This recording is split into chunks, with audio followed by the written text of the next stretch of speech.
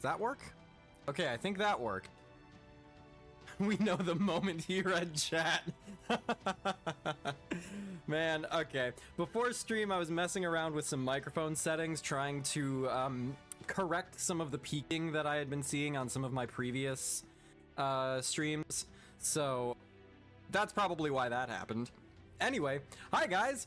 I'm Vent, your favorite Fate Phantom fanatic, and we are here. We are at Lostbelt 7 Part 2. We have finally reached the end of the Lostbelt era, which is kind of crazy because the Lostbelt era has been going on for like, what, 5 years at this point? Just about? So, I don't know where it's going to end. I don't know what lies beyond, but I'm very eager to get there and very eager to find out. So I hope that you guys have had a good last couple of days. I hope that the gacha, for those of you who have been rolling it, has treated you well. From what I have seen, it seems like a lot of people have had a lot of luck on this banner. A lot of like one-ticket Tlalocs and a lot of Tezcatlipoca's showing up. I will not be rolling on this banner. I am expecting that the next banner is probably going to be a bit more for me. And I do like Tlaloc a lot, but I know she's permanent, so I don't feel the need to rush her on this banner. I am thinking that the next banner is going to be a Kukulcan solo raid up, or it's going to be Kukulcan and Tlaloc, because there doesn't seem to be anyone so far that they've introduced who would make a good other 4-star servant, except for my boy Kamazotes, but I'm pretty well convinced that he's not gonna be showing up. I'm pretty sure that you guys are not pulling my leg on this one. If you guys are actually keeping this secret from me, you have done a very convincing job. Is this not a roll stream? It is not, unless Kukulcan is up here. I just am not that impressed by Tezcatlipoca. Like, he is a fun character in the game, in like the story, but I don't love his design from a character design perspective. I don't love his design from an art direction perspective. He's an assassin, which doesn't really appeal to me. I don't know anything about his kit, but I don't think I need to be rolling for him right now. Tlaloc, on the other hand, I would love to get Tlaloc. I think she'll probably get Grails once I do end up with her, and I am expecting she'll probably get another raid up with the second banner as well. So that's kind of what I'm holding out hope for. But the other thing is, I know people have said the second banner will overlap with the first one.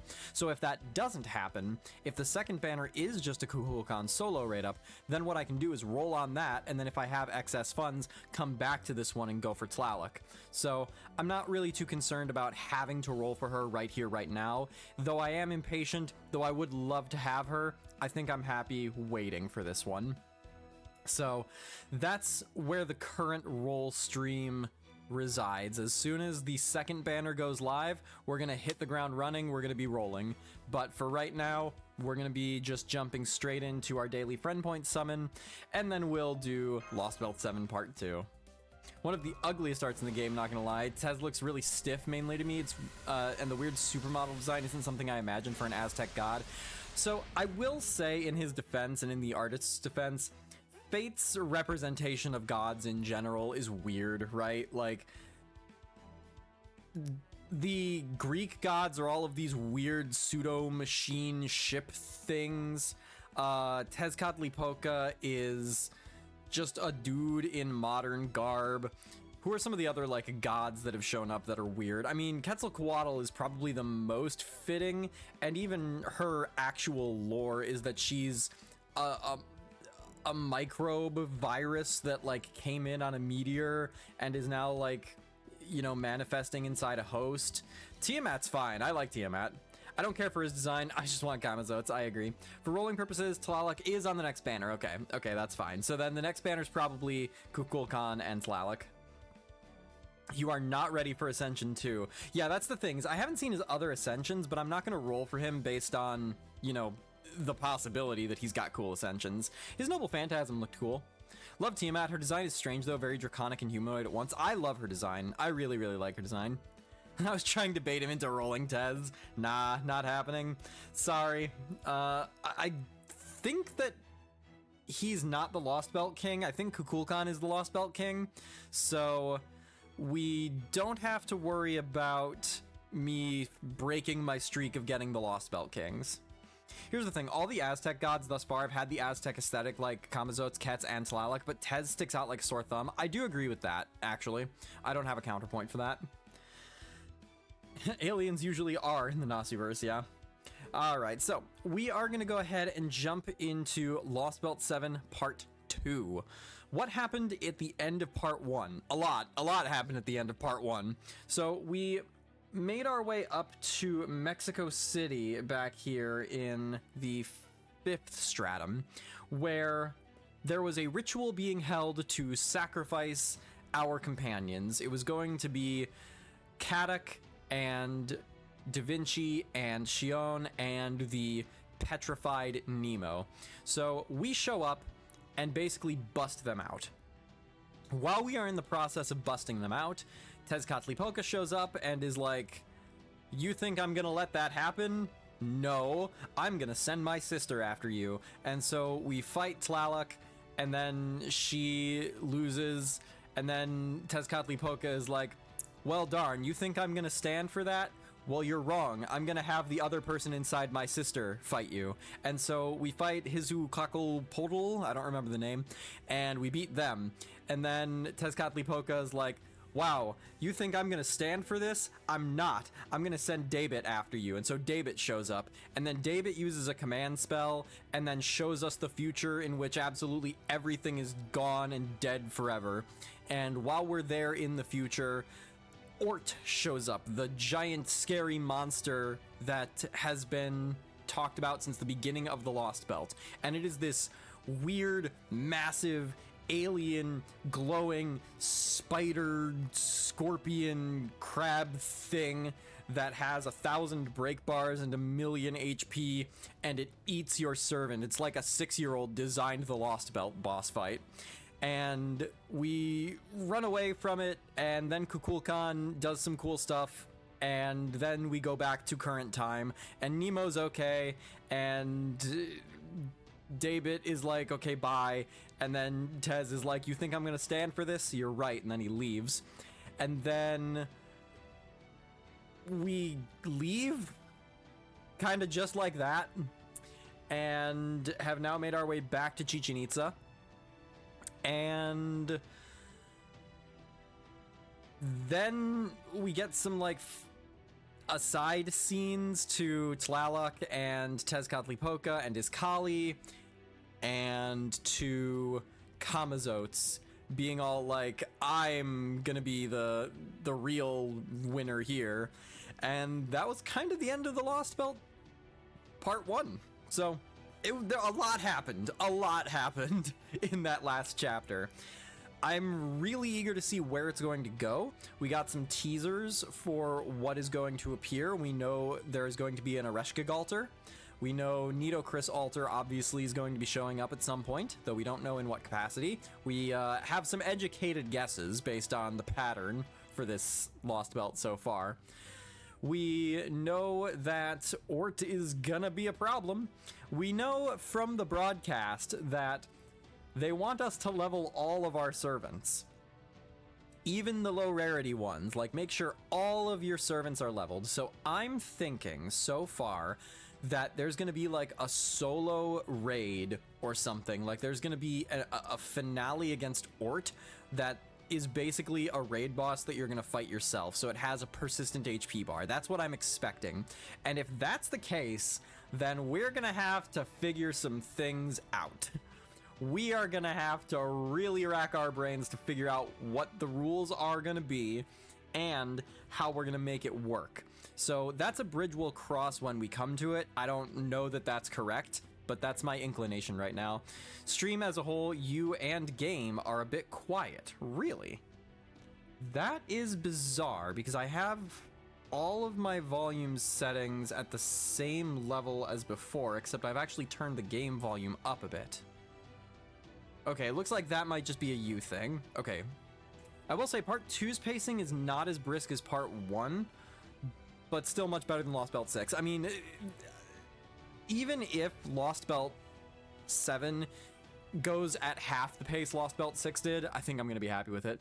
Dinkelberg, hi, I've been watching your Danganronpa 2 videos, having fun. Did you watch the anime Danganronpa 3? No, I haven't yet. So I don't know what I should do first, watch the anime or play Danganronpa V3. But right now my plan is, after we finish Nahui Mictlan, I think I'm going to do probably Ultra Despair Girls, then Dark Souls, then Danganronpa V3. I think that's the plan right now. So I do also plan on going back and getting some highlights from my Lostbelt 7 streams. I want to do some of like my favorite voice acting moments, some of my favorite character moments, some of the funny bits. It's just that I haven't quite had time for that since I've been still kind of finishing moving and just got my wife up here 5 days ago. So I've got a little bit of time coming up where I'll have the ability to do that, but that's also going to mean me scouring through 25 hours of Lostbelt 7 Part 1 streams.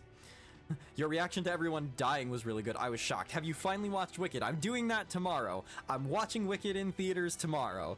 After that, when I do a stream on Sunday, then I can talk about my opinion on Wicked, finally. I am so far behind. I recommend playing Ultra Despair Girls, then the anime, then V3. Okay. Tier list time, yeah. Putting that on the movie musical tier list. I did add another redemption, by the way, on the 5,000 points tier. That is something that we did just kind of impromptu. One of our previous streams a couple days ago, the secret servant, I think I called it, which is you give me 3 clues and then I'll have 3 minutes to guess the servant. So I'm gonna do that at certain times. I'm not just gonna drop everything if I'm in the middle of like an interesting boss fight or something, but I figured, I don't know, it was fun when we did it the first time, maybe it'll be fun again. You up for a tier list right now, or you want to get into the story? That is Key. Oh no, it is Key. I knew that. Oh, I'm such an idiot. You want to do a tier list right now, or you want to get into the story? I do want to get into the story. I have a lot of stuff that I want to do, so I figure we can jump into Nahui Mictlan, and then later on, maybe like midway through the stream or at the end of the stream, we can do a tier list. Let's do it at the end of the stream. Everyone make fun of Vent, got it wrong. That is true, I did encourage that in the redemption. Alrighty, so that basically catches us up to where we're at on Lostbelt 7. So with that said, we only have one other item of business, which is my bingo board. Now, the bingo board is not looking really reliable right now. I was kind of banking on this bottom left corner, and it's not likely to happen, I think. It's possible, but we know that the summonable version of Tezcatlipoca is an assassin, so it's still possible that he shows up as Berserker in the story. We haven't fought him yet, so we don't know. If that happens, then I think this bottom row is really, really likely. Like, Kadok has had a lot of death flags thrown up in the last couple of chapters. And then we've got this diagonal, which could be useful. We've got this right here, which I think could happen, though I don't know about Child Companion. That one's probably not happening here. So, I don't know. I don't know. I was confident at one point, and now I'm starting to feel shaky about it. There was that unknown Grand Berserker. That is true. That is true. We saw some ghostly Grand Berserker in Yu Olga Marie's dream. Plot twist: in Dino's terms, Tepe is a child. That could still be revealed, but I think in analog to humans, he's about 92, I think they said. He's like in his late 90s. Marine not childish enough to count. Ooh, Luigi. I'll have to think on that one. I think you're right. I think we could actually justify Marine. I'll circle back to that idea a little bit later. I think you might have scored me an extra square on the bingo board. Not that that board, that square is likely to be important, I think, because it's already got one side blocked off, and so the only line that it could be useful in is this one, but you never know.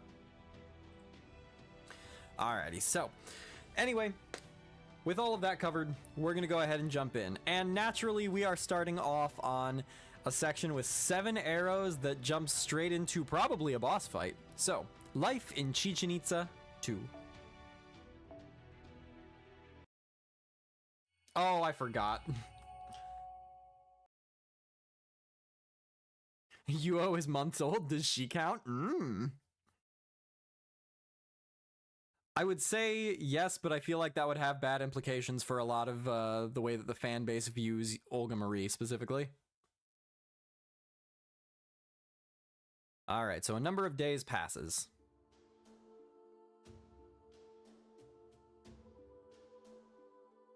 My main man, Gordolf. Oh, hello. What's his name? What's that guy's name? The priest? Vukub. Vukub. That was it. Welcome, Chaldeans. Everyone here at Chichen Itza is thrilled to have you. I know you're here for personal reasons, and that you don't mean any of those living in Mictlan any harm. How do I know that? Well, I've been listening in on you all from the start, of course. Hear that? These people are not our enemies. I, Kukulcan, the teachings of the sun, declare that all dinos should treat them as friends. So it's like that. Guess I've got even more dead weight to carry now. I don't like the king of the dinosaurs. He stinks. Vukub, issue a decree permitting dinos to discuss proper human history with the Chaldeans. Write it to say they are a friendly species and are far more like dinos than Oselame. With all due respect, these people are obviously Oselame in all the ways that matter. I would go so far as to say they are even worse. They are obviously of the same species as the Cryptor who has brought his wicked culture here in Mictlan. Yes, they are the same species as the Cryptor. They know about all kinds of civilizations and plenty of other naughty things. But it's also not fair for Mexico City to receive the benefits of foreign culture while Chichen Itza goes without, right? I'm sure the dinos will take this opportunity to learn, and not just about the good things, but the bad as well. It's okay, Vukub. Dinos are smart. They're not about to change their entire way of life over this. Chaldea's values can just be a cherry on top, so to speak. They may be the most exciting development for them. This may be the most exciting development for them since corn on the cob. Very well, Lady Kukulcan. I shall do as you say. Aztec dubstep intensifies. Nah, we don't have any of the JoJo voice characters. We don't have Hans Christian Andersen as Dio here. Or isn't Mephistopheles also the same voice actor? Vukub's voice is perfect for him, very Starscream. I enjoy Vukub. He's fun. I enjoy his character archetype. That glare could have stripped paint off a wall.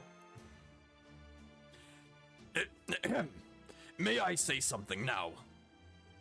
Oh, right, you're Chaldea's representative. Fine, keep it quick. Very well. First of all, I want to thank you for your hospitality. Though proper human history and Lostbelts are generally at odds, right now we share a common enemy in Tezcatli. I'm as uninterested in your justifications as I am in your flattery. I told you, be quick. Even had the Oselame never appeared, we still would have seen proper human history as our enemy. That irritating woman called you friends. That's good enough for the dinos. Now what do you need? I can see clearly that your ship's a complete wreck. Sorry our resident god doesn't know how brutishly strong she is. I'm guessing her rough handling left some of your crew pretty banged up. Yeah, that's right. She grabbed the Stormboarder's wreckage and just like leaped across the forest with it. You may use the human medical instruments I had made for me. If you need more, I'll have the priests increase production. Really? I mean, now that you mention it, you do look human yourself, but... Well, for one thing, may I ask what sort of relationship you have with Tezcatlipoca? Because from where we stand, both the Tezcatlipoca of Mexico City and you, Tezcatlipoca, the king of the dinosaurs, would seem to be the same god from proper human history. Nothing to worry about there. Yeah, we're both Tezcatlipoca, but that doesn't make us friends. Gods have multiple aspects. Ours just happen to exist separately. I don't trust him at all. You're a mage, you should understand what I'm getting at. Does that mean he's a different Tezcatlipoca from the one David summoned? A rogue servant, perhaps? It is said that Tezcatlipoca had multiple divinities, so I suppose his story would make sense if he was one of them. What else? Can you repair your ship yourselves? Oh, yes, we can.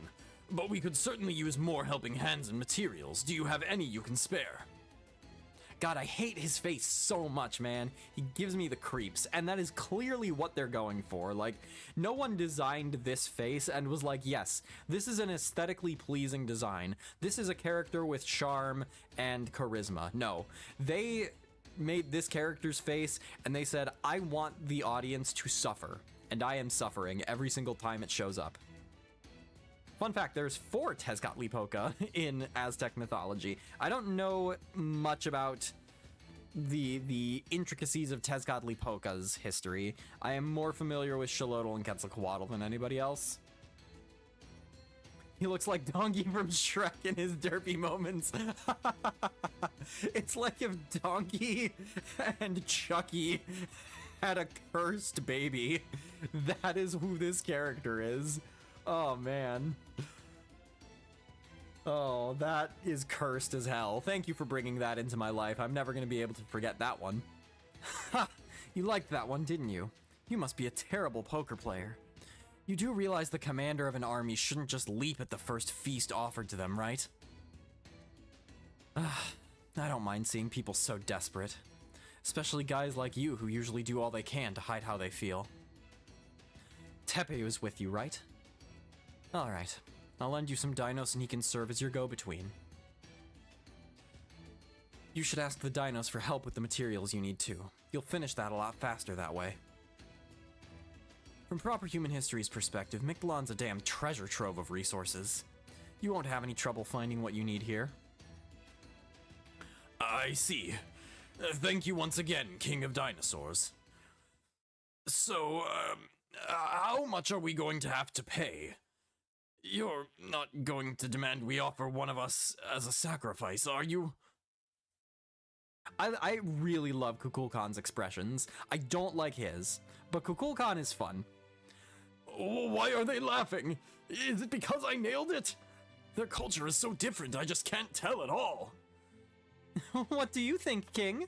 Should we take him up on his offer and sacrifice one of them? What, you visit Mexico City once and now you've gone full carnivore? Fine, fine. Liver's an acquired taste, but it's still great. I prefer my meat raw, but since you're just starting out, you should cook yours. You getting the runs would make for a legend that spread through Mictlan like wildfire. Imagine it, the mighty Kukulcan holed up in the bathroom for hours on end, her vulgarity on full display.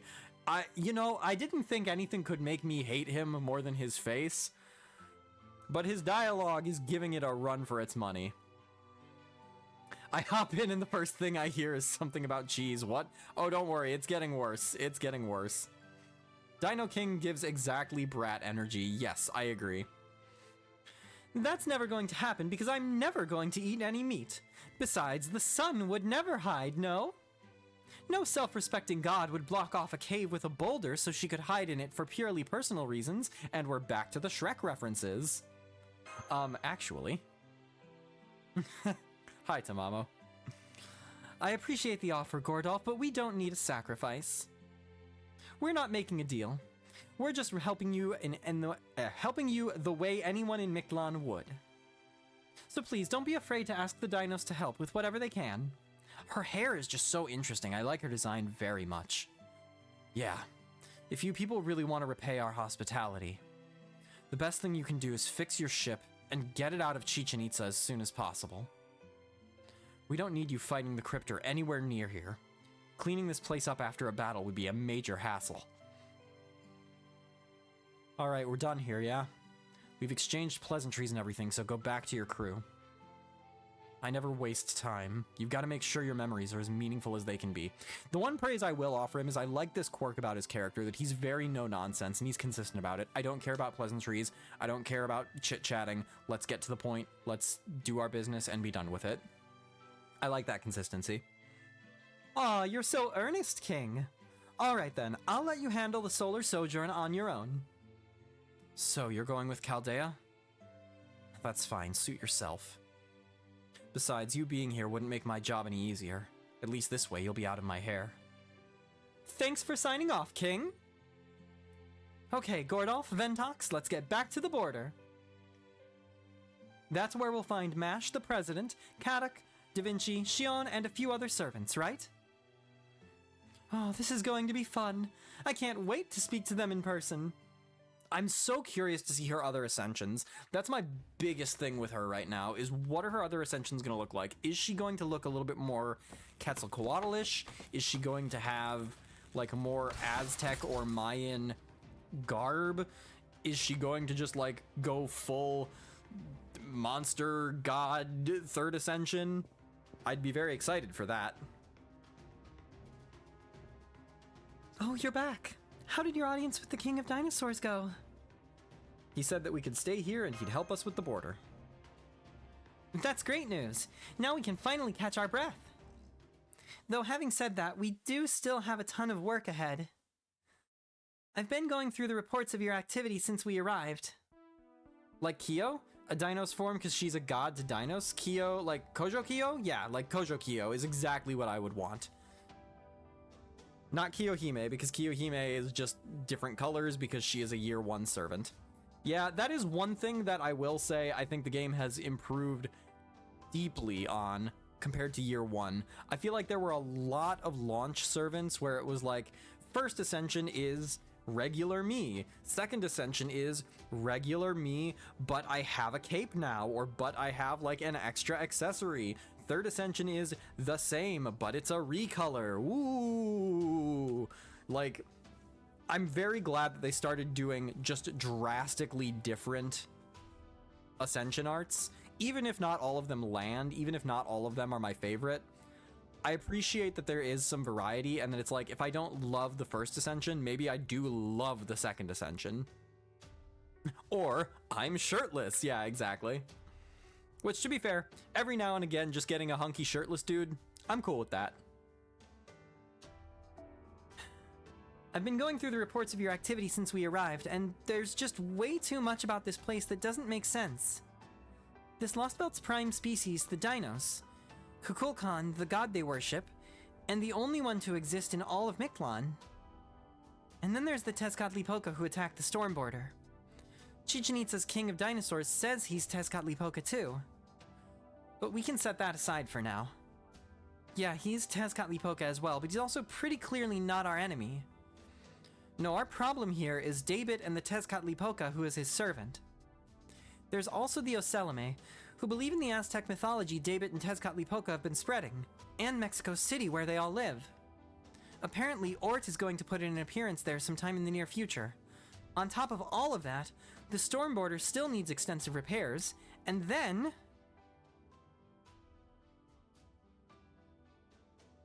Is something wrong, young miss? You look as though this entire world displeases you. Oh yeah, that's probably something I should have gone over in my recap. You, Olga Marie, definitely got, like, all of her memories back, which is interesting that she didn't immediately drop the act. Like, she either assessed the situation and decided to keep playing along, or the version of her that we have gotten accustomed to is more her true self than what we have been aware of for the last couple of years. Either way, it is intriguing, and I'm curious where she's going to end up. Now that Ventox and Commander Gordolf have returned from the altar, couldn't you, their ruler, offer a word of encouragement? Yes, but there's no reason I need to do it now, right? They don't seem injured or anything. Then what about making a presidential declaration to the rest of Chaldea's staff? I recall you very much looking forward to that. Watching from a distance simply doesn't seem like you. Have you had a change of heart, perhaps? For instance, do you now clearly remember who you really care I think that's supposed to be R. Do you now clearly remember who you really are? And what if I do? It doesn't matter. I'm still not so much as a single AU closer to remembering anything about myself. I see. A pity. But if that is true, you should have no difficulty joining the conversation. Are you sure you don't want to give a rousing campaign speech? I grant you that Kukulcan has taken over the coveted position of most powerful fighter.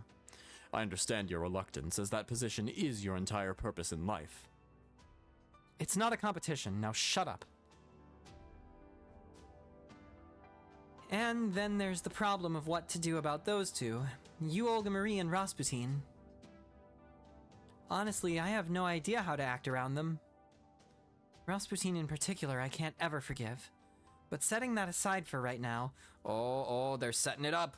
They're setting it up, the confrontation between Rasputin and Da Vinci. I just need the two of them to be in the same scene, and I need the two of them to exchange less than kind words with one another. I just need Da Vinci to give Rasputin his comeuppance. She may have lost her memories, but you, Olga Marie, is still the foreign god. In the end, or really from start to finish, she's the clearest enemy we've got. With Holmes gone for the time being, it's my job to serve as both technical and administrative advisor. And speaking in both capacities, I just don't think we can trust her lightly. Or at least we shouldn't consider her a dependable fighter. Yeah, especially if with her stats. Have you seen how much damage her buster cards do? It's pitiful. As far as I'm concerned, it doesn't even matter how many times she's helped you so far, or even that she's saved us in Mexico City. So just because she's helping us now doesn't make her a true ally. Yeah, you're getting it. Essentially, yes. Believe me, I wish we could rely on her, but... Holmes was always the one who handled these kinds of tricky situations before. Without him here... So what about Koyanskaya then? Oh, she's fine. We don't have to worry about her. Trismegistus II already concluded that she's definitely a servant on Chaldea's, that is, humanity's side. Anyway, for the time being, the rest of the staff is inside the storm border, recuperating from the shock of being shaken around like crazy when Kukulcan schlepped the border here. That includes Meunier too.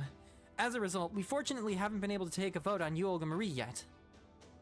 I'll explain the situation to everyone once they've recovered from the motion sickness.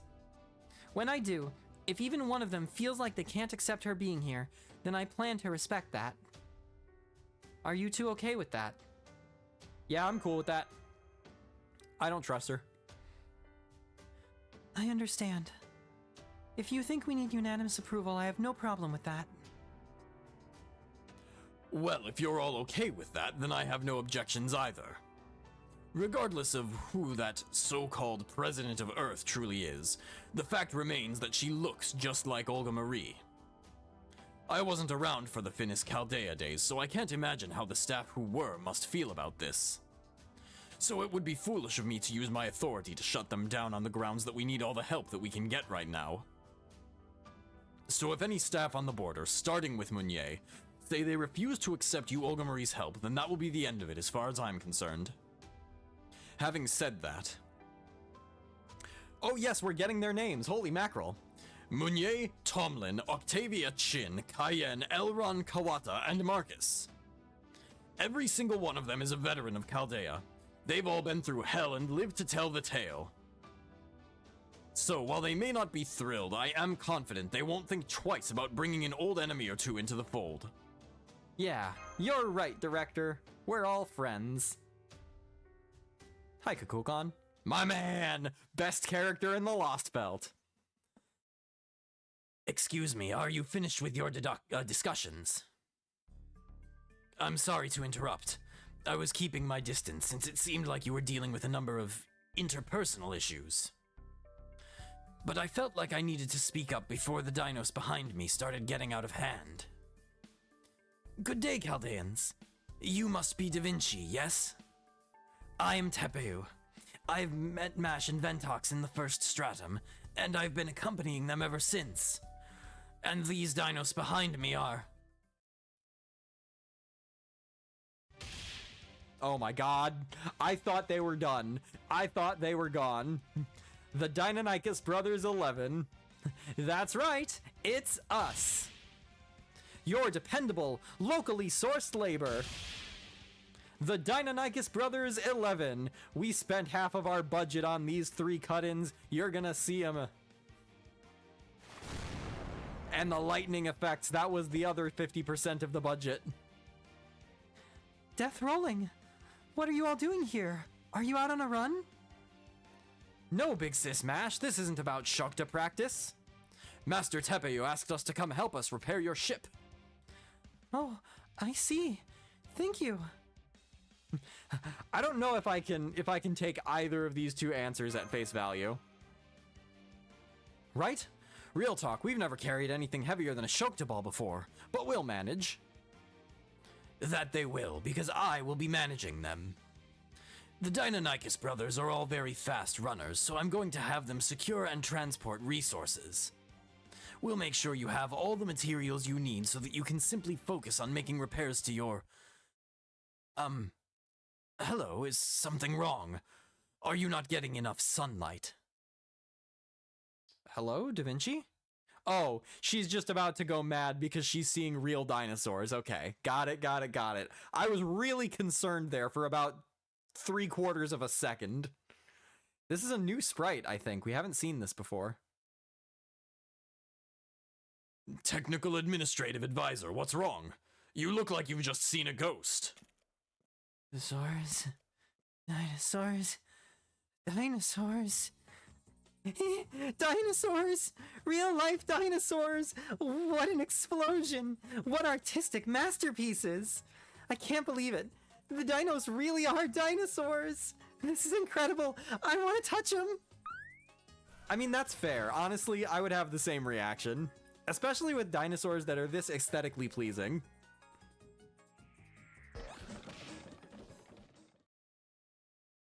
It makes me happy to see Da Vinci happy. Oh, Da Vinci angry. Da Vinci very angry. Sorry about that. I only just woke up, so I'm still a little wonky. I'm Leonardo da Vinci, Chaldea's resident engineer. And you must be Tepeyu, the dinos who's been helping Ventox and Mash. Pleasure to meet you. She's acting like nothing happened. The Deinonychus brothers are all tired out from her cuddle attack. The pleasure's all mine. Now, on the subject of repairing your ship, I'm afraid we can't be of much direct aid since we don't understand the ship or its construction. But if you tell us what resources you require for these repairs, we can gather them easily enough. You're also very welcome to stay at my house if any of you wish to spend a night in the city. You are our guests, and we are very happy to give you whatever welcome we can. No way! That's awesome! I definitely want to check out the Big Dino City! Oh, but only to increase my understanding of the Lostbelt. Yeah, we need to know everything we can about Mictlan's history and culture, yep. So if it's no trouble... Not at all. I would be thrilled to have your company. Having the opportunity to talk to a sage of proper human history is a genuine miracle after all. Man, I wish that I were, like, further along in my art. I have pictures in my head of, like, Da Vinci riding on top of Tepeyu, and Da Vinci and Tepeyu, like, each having books in front of them and exchanging information, like, just drawing fan art of these two characters together, and just the two of them generally being happy and cute. Oh right, there's something else we need to do first. I'm sure you need at least a few days to finish your repairs. So you need to secure your own safety by eliminating the carnivorous insects and other beasts in the area. Oh, carnivorous insects, hmm? Just hearing that makes me want to pack up and go home. I feel it in my bones. Ventox, Mash. Nitocris and Nemo are still recovering, so I want you two to handle this yourselves. Sir, yes, sir. That won't be a problem. We've encountered these creatures several times already. Come on, Master. The two of us alone should be able to... Kukulcan? Oh, are we gonna get Kukulcan trial quest? What? You're gonna go chase off all the beasties that might bother you, right? So I'm coming with. I set this ship down here to begin with. Plus, I've been wanting to see how you guys fight. Etiquette isn't my strong suit, but I hope you don't mind if I fight alongside your heroes of proper human history regardless. Okay. Interesting. Interesting. I am eager to see Kukulcan's kit. Oh, she's a foreigner. Ooh. Joy of joys. I needed a third grailed foreigner.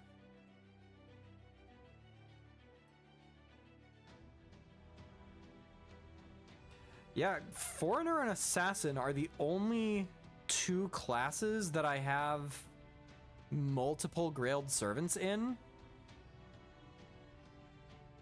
And assassin I barely even count because Phantom is in a class of his own. Interesting. Okay. So I can't bring a support Phantom, which is a shame. But I can bring my boy Oberon. Chaldea lunchtime.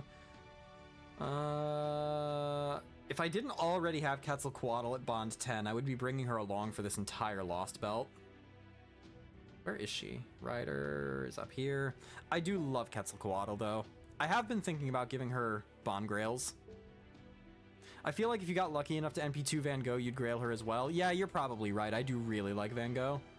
And Okuni. Okuni is another one. I'll bring my other foreigners, why not? This will be a nice little welcome to the party kind of thing.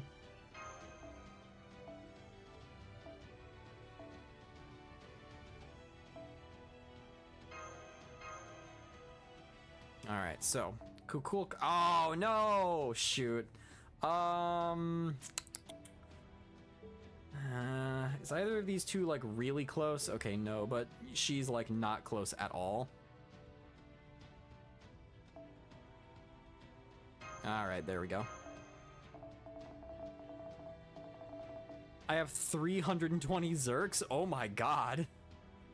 First of all, poor you for having to do that grind. How many of them are 4-star and above? Alrighty. So, Kukulcan is a foreigner. Increased attack and critical resistance. Oh, interesting. Critical resistance as a 3-turn AoE effect on a 5-turn cooldown at level 10. And you can choose to expend crit stars for an extra attack boost on yourself. That is interesting.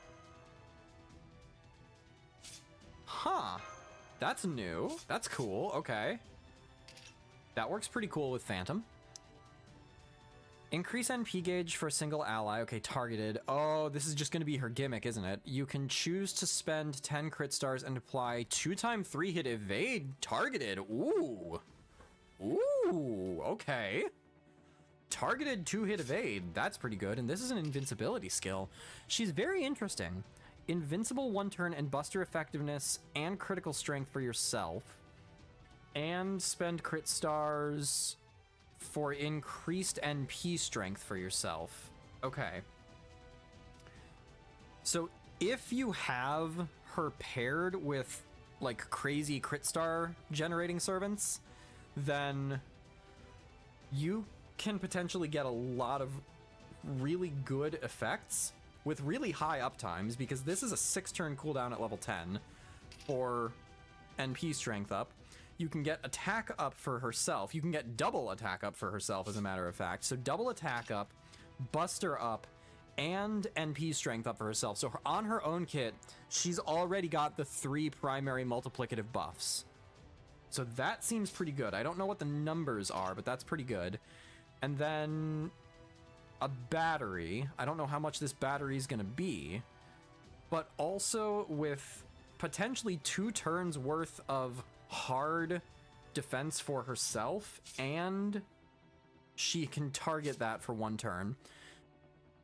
Okay, I don't care about those for right now because those are Lostbelt specific. Noble Phantasm is sealed. Cool. I wanted to see that, but okay. Oh, she's a triple buster deck. That's interesting.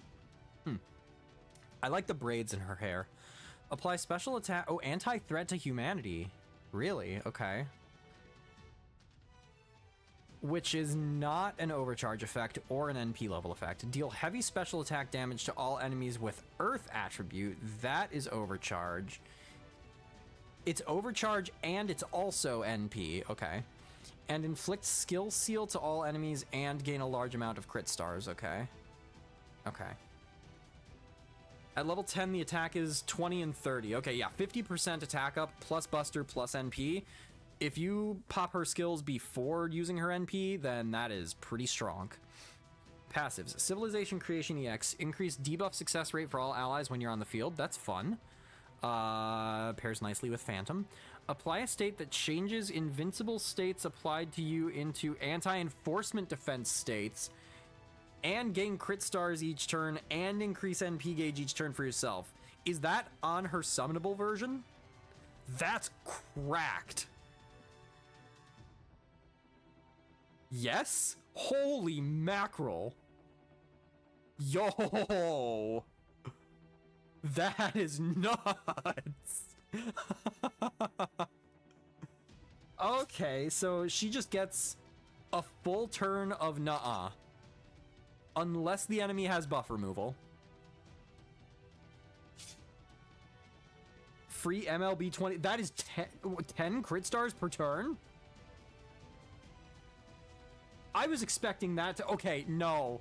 Hang on. Hold the bloody phone. I like her a lot, and that's a really cool skill, but I am so salty about this.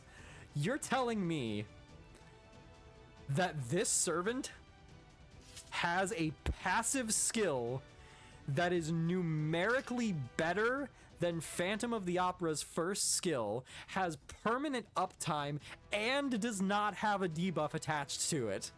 And we still have a vanilla innocent monster in the game. You could put this on a 1-turn cooldown, and I would still be salty about that. That is upsetting. Oh my god. She's really cool, though, and I will definitely be using her. So she's AoE, right? Yeah, she's AoE. Interesting, okay. Alright, well, let's go ahead and just start the crit star party.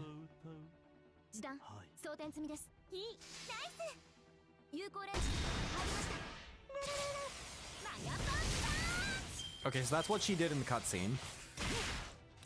He is the Lostbelt King after all. Nah, that logic doesn't track because Ivan the Terrible is a Lostbelt King too, and he is nowhere near as busted as Kukulcan.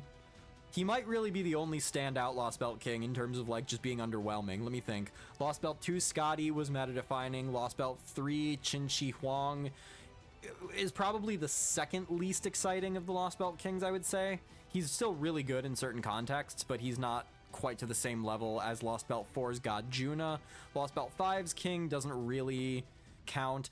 Lostbelt 6's King is part of the Immortal team, and then Lostbelt 7's King is bloody bonkers. Okay, sure, whatever. I need to see her Brave Chain. I need to see her extra attack. Ooh, I like that animation. Ooh, that's fun. 3 hits on her arts card, too. Aw, 29 crit stars, boo. Well, it's not like I can use her Noble Phantasm anyway.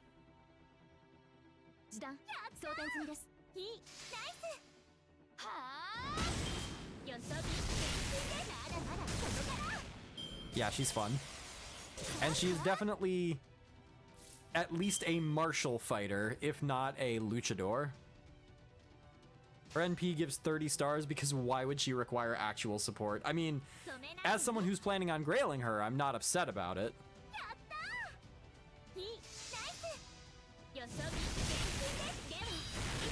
Oh, I love that animation. Interesting, so she has different melee buster animations. Cool extra, too. She's, oh, targetable 50% charge, too. Wow. Man, that is whack. That is crazy good. Mindless dinos. Let's just charm you and not have to deal with that.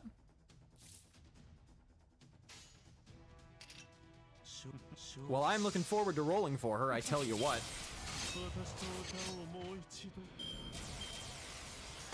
Oh, she's got ignore invincible. Oh, that's cool. I didn't notice that. Actually, that might have been the first time I had the opportunity to notice it. That she has like a big aura around her whenever she gets damaged. That's fun.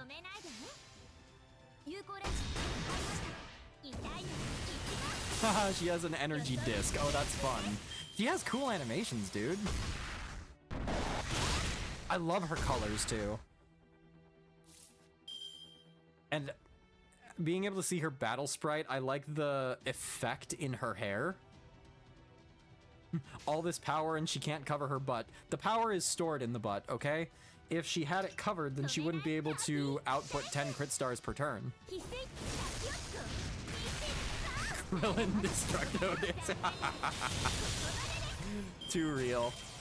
Best boy Krillin.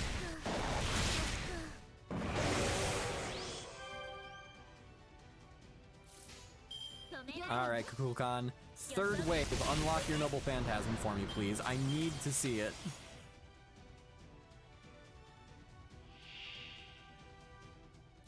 Nope. Do I know what it's called? Yes, I do. It is called Kinich Ahau Impact. I don't know if that's properly pronounced. It's not the Piedra del Sol, though, so I am sad. I was really hoping. Alright, so I've got 11 crit stars, so I could expend the crit stars, but I don't think I will. We're just gonna give Phantom an NP.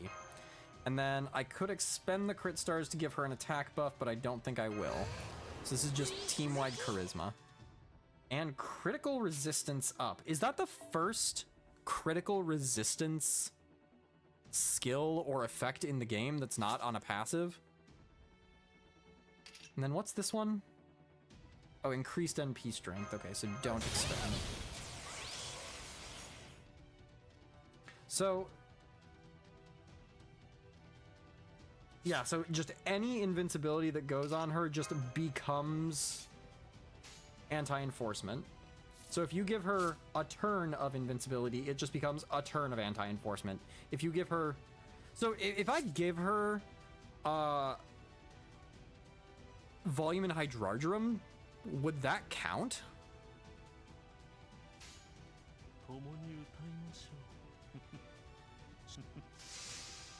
No, okay. Voyager has it? Really? Shows you how often I use Voyager. Zenobia has it too? I don't have Zenobia. I have Zenobia on my alt account, but like, I just use my alt account to farm for UTXA. That account has like 6,000 bones or something at this point. Actually, let's do that. Actually, let's do that. Do you remember guessing some streams ago that Quetzalt could be a foreigner class? I do not remember doing that, but I am a prophet, and it's just a skill. Does this count as Quetzalt? Yes, it does. I did already mark that one off on the bingo board right here. Right there.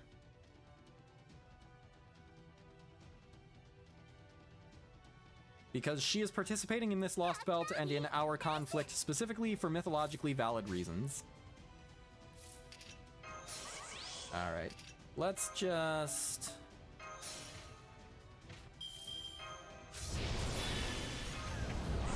Just for funsies, let's boost her up a little bit.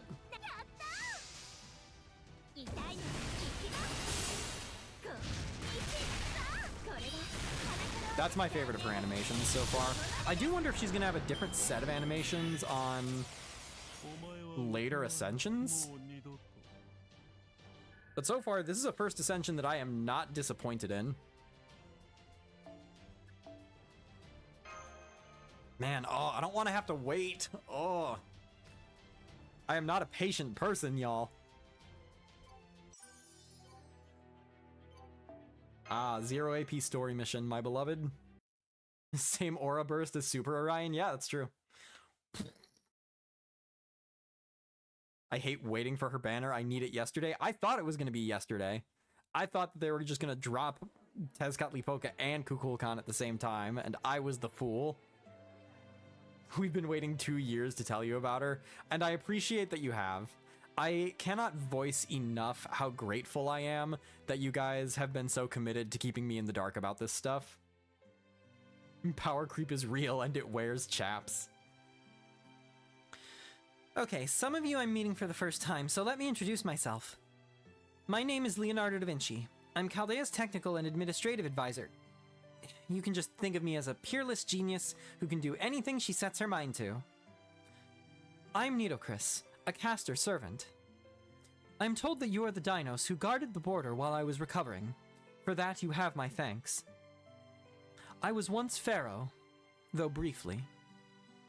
As such, I always repay my debts in full. Huh? What are you talking about? All I did was chase off a few Ocelome. Everything is such a big deal to you guys. Worry less, or you'll just wear yourself out. I see you are as strong of body as you are of heart, Warrior Kukulcan. You are an admirably altruistic dinos. You think? What's an ultra-stick? I guess I will go next then. I am Shion Eltman Sokaris, one of Chaldea's allies. Thank you for rescuing us from those altars. I really appreciate it. Tezcatlipoca gave us some questionable herbs which put us to sleep, so I do not recall what happened. But it sounds like you went through quite the ordeal there. You will have to tell me all about it later. Is this a new Habitat sprite? This one doesn't look familiar to me. Huh? Is that all there is? Where's everyone else? The Nemos are staying with the border since it's built on top of the Nautilus. Captain Nemo simply moving away is enough to dramatically decrease its functionality. So he's staying behind to help get the border back up and running as soon as humanly possible. And the staff members' rooms are all still intact, so they said they'd prefer to rest there. As for Commander Gordolf... Chichen Itza, the city of the dinos, eh? Normally, I would only let the field operatives go somewhere like that. But I can see you have your heart set on this regardless. Okay, you have my permission. Me, of course not. I'd never set foot anywhere so dangerous if I could possibly help it. You've seen Kukulcan yourself, right? He may be nice and understanding, but his abilities are terrifying. Remember when he just casually swiped his tail to shoo off some insects and knocked down a tree that was over 10 meters tall? The city of the dinos may as well be a city of giants. Going there as a tourist is practically a death sentence. Suffice to say, I am not setting one foot outside of the border. My personal room and command room may both be under repair at the moment. But fortunately, I am already used to using the hangar as my temporary personal room. At this point, I'll gladly take working air conditioning over almost anything else. I respect that. I know what you mean. The heat here in Mictlan's been ridiculous. By the way, like I said at the beginning of the stream, I'm messing a little bit with my mic settings to hopefully reduce peaking and clipping. If you do notice that, especially when I'm doing voices with a little more energy to them, that my mic is picking it up in weird ways, please let me know just so that I have a cognizance of it and I can try to adjust it. No peaking so far? Good. Kamazotes is the one who I think is really going to test my microphone.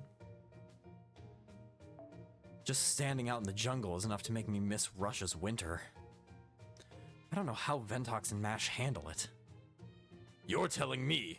I read their report on the 6th singularity, and I suppose they weren't exaggerating about the heat in Jerusalem. It wasn't even this hot back when I attended the Dakar rally. What was the Dakar rally? What is that? Hang on, you're staying on the border too, Kadok. You do know you don't have a room here, right? Yeah, I know. My cell's pretty much gone after the whole crash thing. But Ventox said I could stay in his room as long as I liked it in the meantime. Oh, so you two are staying on the border. Then I think I'll set up camp here as well. We may have gotten rid of the nearby hostile wildlife, but there's no telling when more Ocelome may try to attack. And since I'm a Chaldean servant, it's only right that I do my part to ensure you all stay safe and healthy. So the next time the Ocelome show up, I'll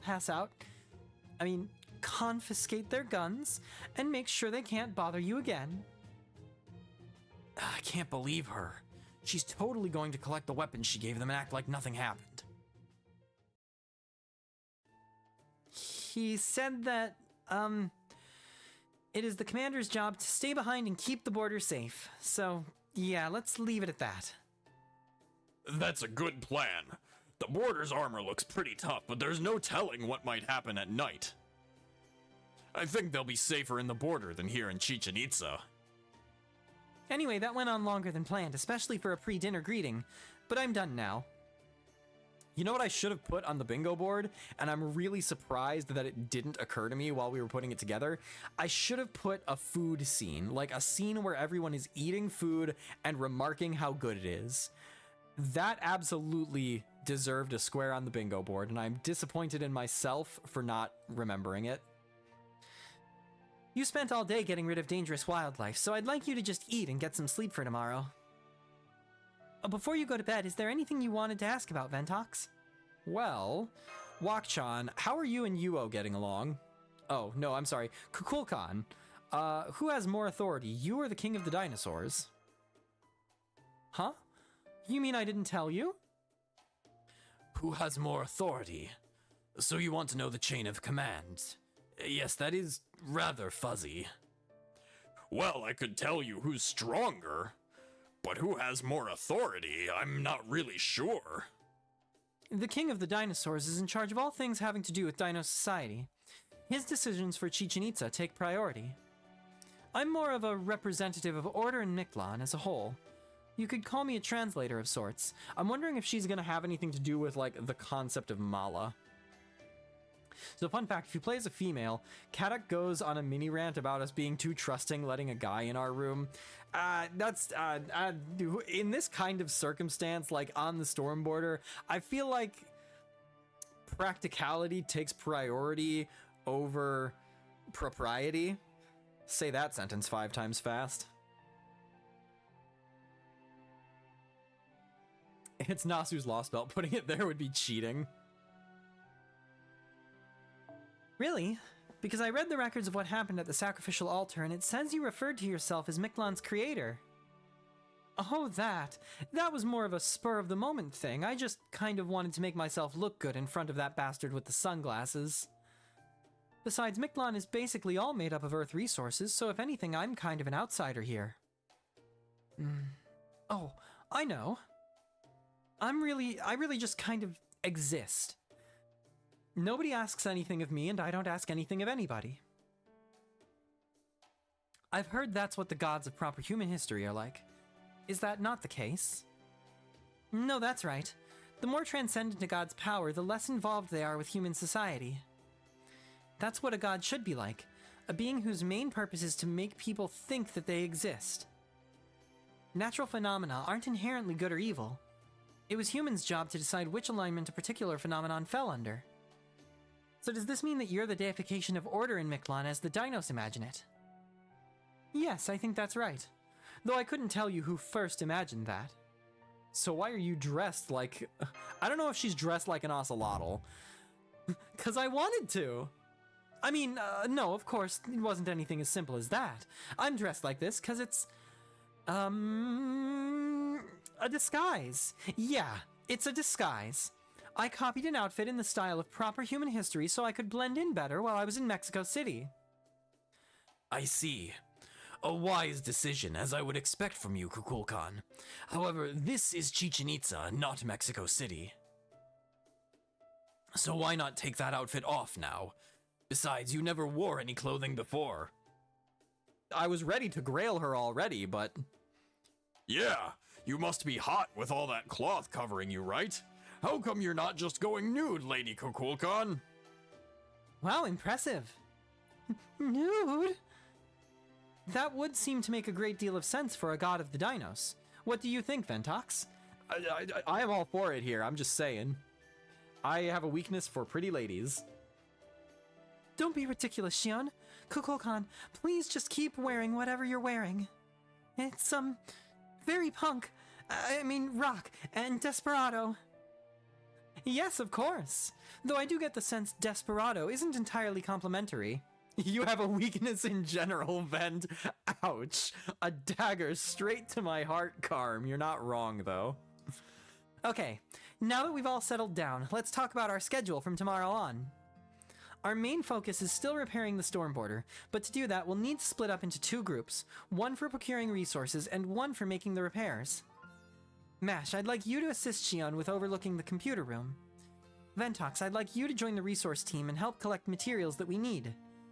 If you need to go to the jungle, take Nidokris for protection. If you're going around Chichen Itza, then Wakchan will guard you instead.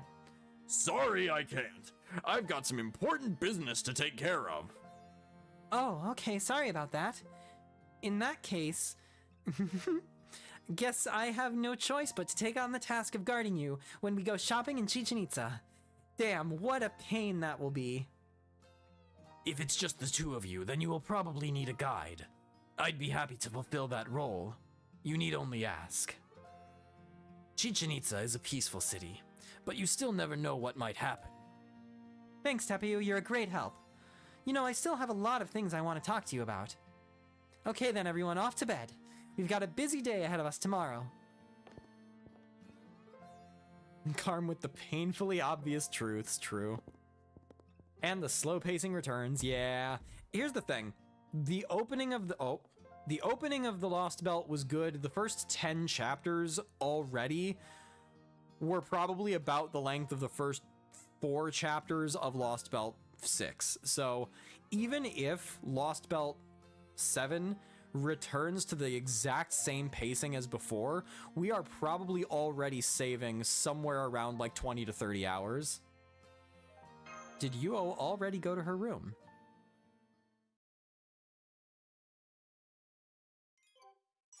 I love how Summer 6 came back in a big way with Da Vinci being a dino-obsessed child, essentially. I really appreciate those kinds of, like, character quirks which are not core to the identity of the character.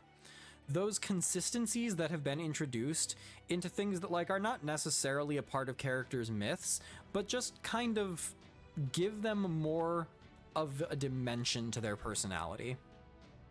To be fair, what child is not dino-obsessed? See, there were 2 types of children.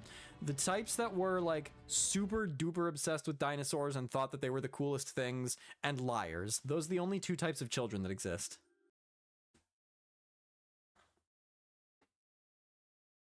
Come on, there we go. George's love of photography, yes, for example. It was a long time before the present. Long before the Neogene, the Paleogene, the Cretaceous, the Jurassic, or the Triassic period. Our journey as a species began on a continent 300 million years ago. That's how this texture, this cosmic hypothesis, was programmed.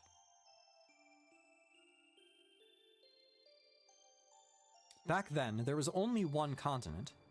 It was a new world created when 3 smaller continents collided and fused together. The collision formed mountains, and the mountains formed airflows. The airflows begat rainy seasons, which produced many rivers and countless marshes. So many kinds of plants began to grow, and so great woodlands were born on this planet. The forests were made of great ferns, about 40 meters tall by your measurements. Those ferns were our vessels. They became the new society that kept us alive. The forests continued to grow.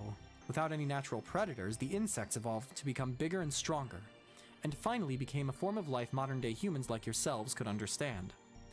Our species changed course to match the evolution of these life forms as well. Also, those ferns eventually returned to the ground.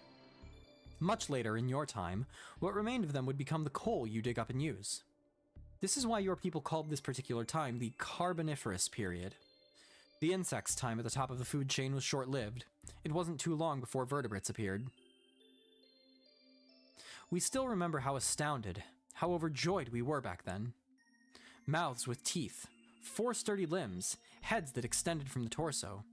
Amniotes, a brand new form of life similar to what you call lizards. It was clear for all to see that this would become the Earth's dominant species. These creatures born from amniotic eggs, eggs with a kind of membranous layer. These eggs were filled with amniotic fluid, which surrounded the young within as they grew and developed. This method of procreation granted the young protection from the outside world in the form of the egg itself. It was a far safer way of giving birth, and one which had not yet been seen.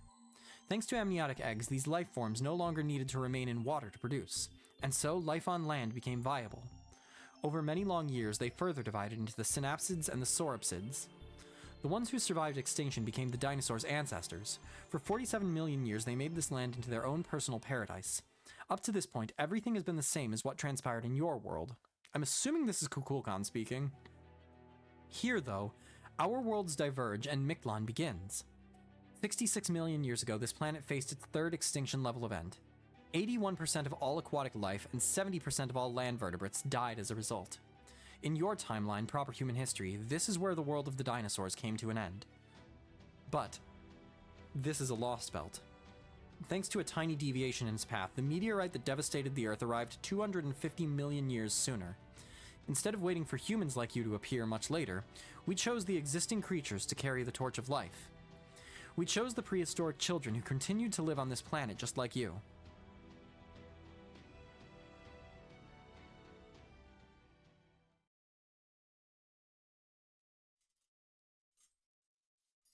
And that's where my dream ended. That sounds a lot like the lucid dreams masters sometimes have as a result of synchronizing their minds with their servants.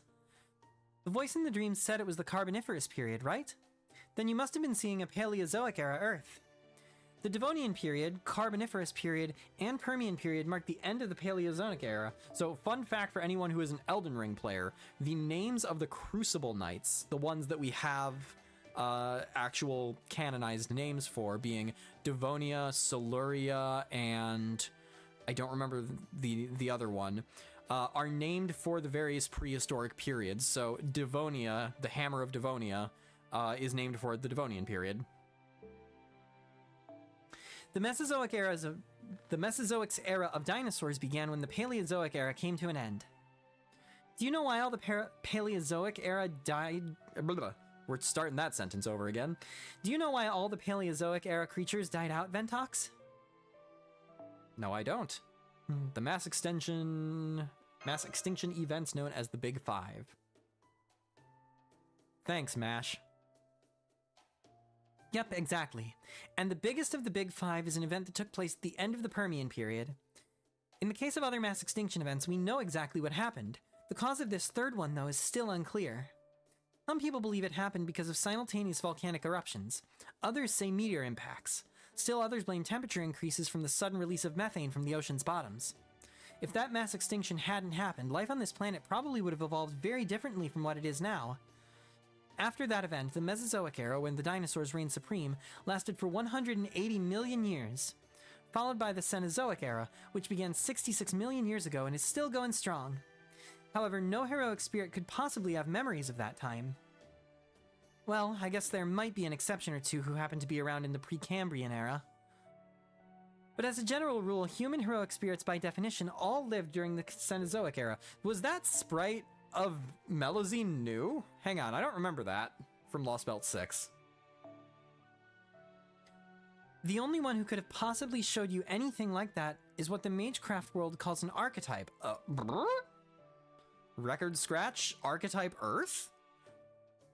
I guess as the anniversary servant, yeah, I guess she is bound to show up in the main story, isn't she? How are we gonna fit Arcuit into this Lostbelt?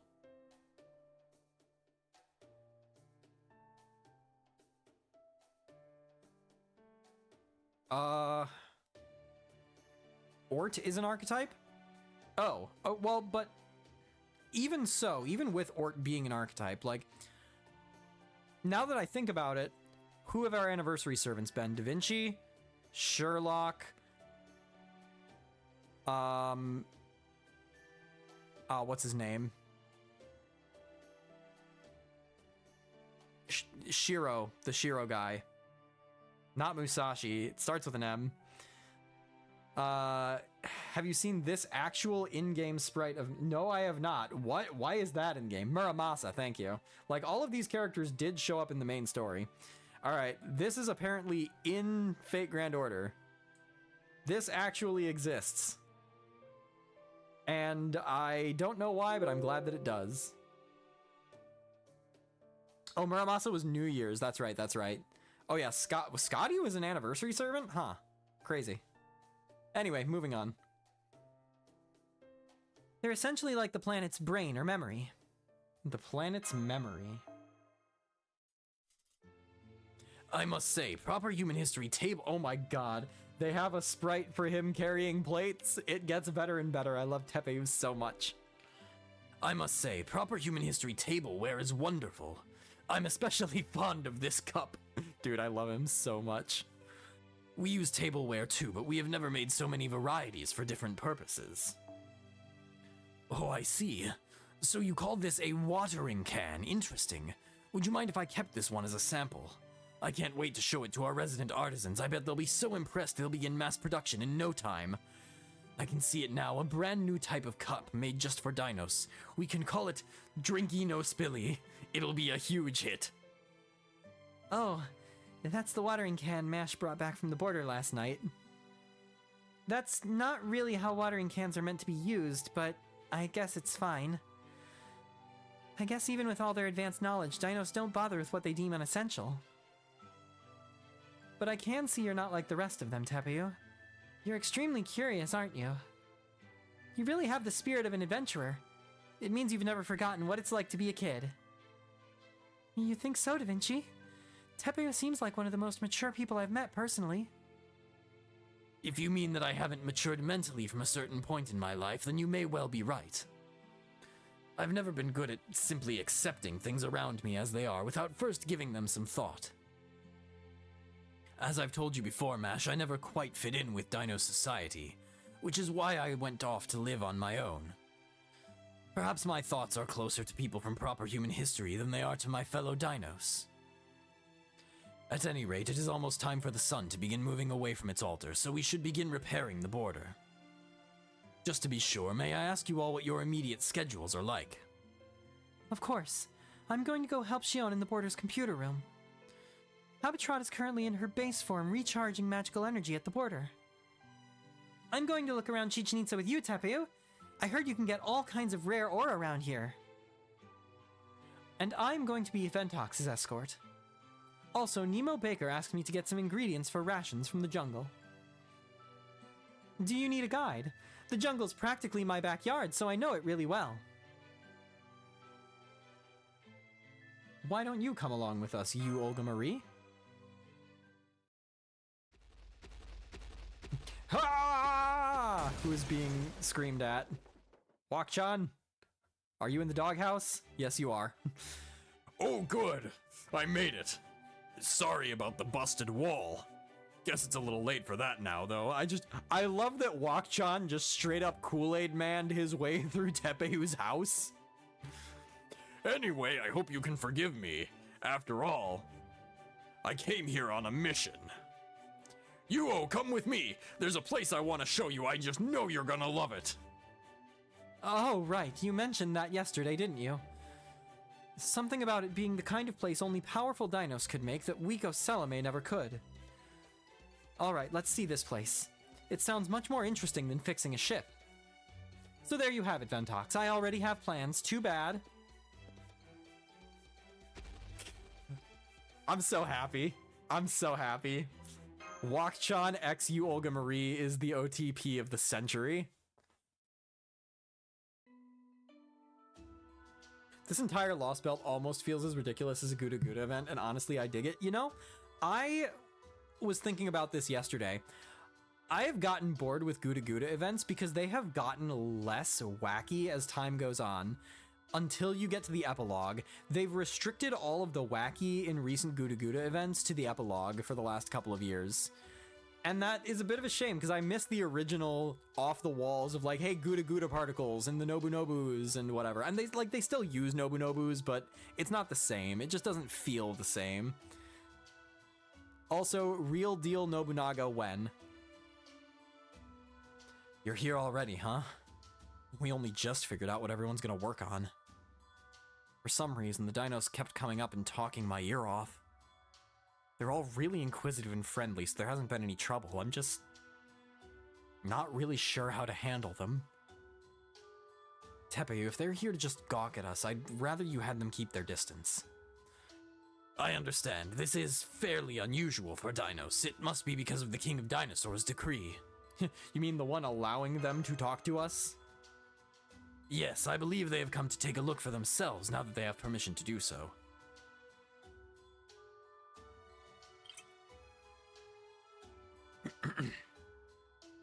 I have an idea. Would you be willing to talk to them once you're done with work for the day? I believe that should satisfy the Dino's curiosity. What do you say, Mash? Ventox? Are you sure you want us to be the ones to handle that? I think it would be much more productive coming from you, or Shion or Da Vinci. No, I think you two are by far the best choice. Don't you agree, Kukulcan? Yeah, I do. These dinos want to hear about proper human history and Lostbelts from people who have actually lived in those worlds, not from academics. Honestly, I've already heard stories about them myself, but it was so much fun, I kind of want to hear them again. So what are you gonna, where are you gonna do this? I don't think this is a good spot. The other staff would be too scared. I mean, the dinos make a pretty intimidating first impression, right? So, I think the staff's gonna need some time to get used to them. Look, I get it, it's dinosaurs, but like, the staff has been through Void Space. The staff has canonically been through the Imaginary Scramble event. We have encountered beings literally beyond our comprehension. I think they can handle dinosaurs. Even very energetic, friendly dinosaurs. I want Real Deal Nobunaga's sprite to just be that historical picture in the animations, just be them dragging it across the screen MS Paint style with no special effects. I would genuinely roll for and grail a servant that had that level of meme put into it. Good point. Why don't we have this get together at the shrine then? I'll make sure the king agrees to it. And thank you for choosing your words so carefully, Kadak. I really appreciate it. I was just telling the truth, that's all. Thanks for picking a place. But Vent, can the dinos handle Chaldea staff? Now that's the question. They can handle Da Vinci fangirling over them, they can handle Chaldea staff. Alright, we're off to the jungle to hunt beasts. We should look for animals without any toxins, yes? Yeah, the border's food reserves almost ran out while everyone was barricaded inside. Seems like it was so bad that Baker apparently started stirring an empty pot just to feel like she was doing something. So yeah, we definitely need to replenish our meat supply. If you can find fruits or spices too, even better. Then we should try the area near the Khan ruins. The trees there should have plenty of what you're looking for. Come on, Nitocris, Ventox, let's go. Oh, but watch out, Mictlan turkeys aren't to be trifled with. Oh my god. No, not the chickens. If you aren't careful, they might end up eating you instead. Okay, but canonically, wouldn't it make more sense to have Kadak here with us? Like, Kadak specializes in anti-beast magecraft. If we are going to hunt beasts, then should he not be here? Is he not, like, tailor-made for this exact specific purpose?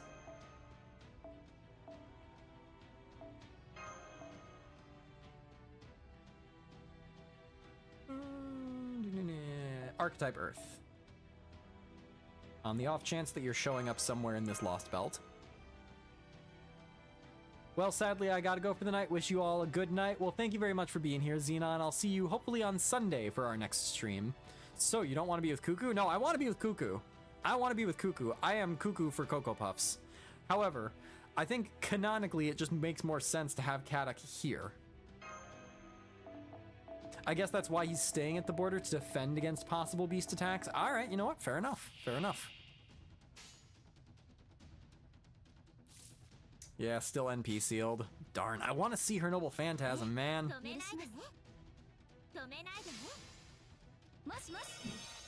I guess turkeys are just too much to handle. Yeah, I guess so.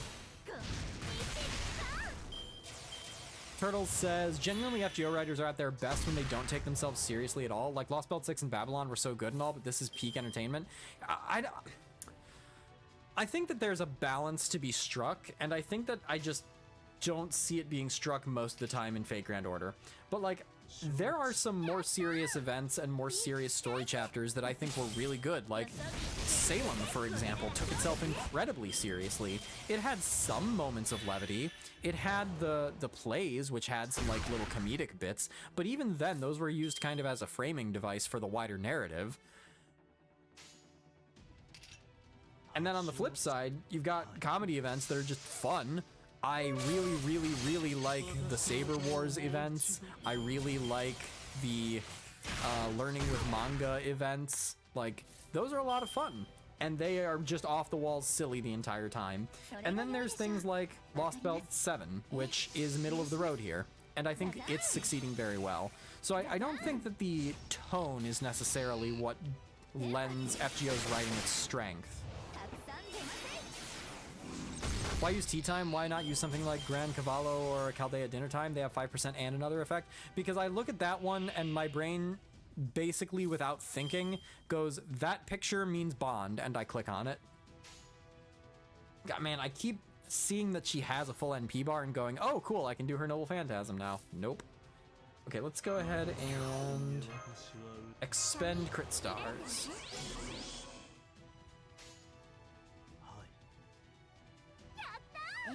We'll do that.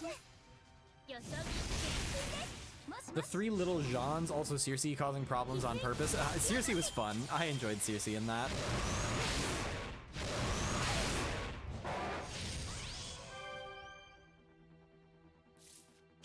Also rip Medea though. Remember that time that they teased Medea actually being relevant for any reason at all? Does she have an NP gain buff right now? From being, like, the story servant? Or is she just that good? What's a Medea, I forgore? I don't know. That was just a hallucination. No, she doesn't have NP gain buffs.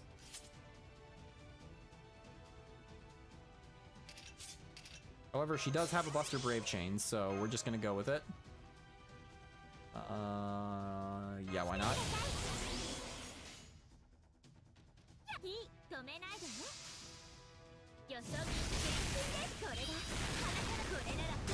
Aw, no crits? Come on. Decent damage, though. If we get a story-relevant Medea and Honkai Star Rail collab, it would be something. Wait, Fate is collaborating with Honkai Star Rail?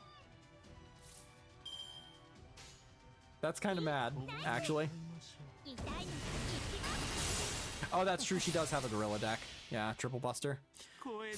The curse of being a Stay Night Servant, you don't get any story participation. I mean, Heracles did. Like, it was Heracles Megalos, but he was still there. Unlimited Blade Works specifically, huh? Go, Phantom, go!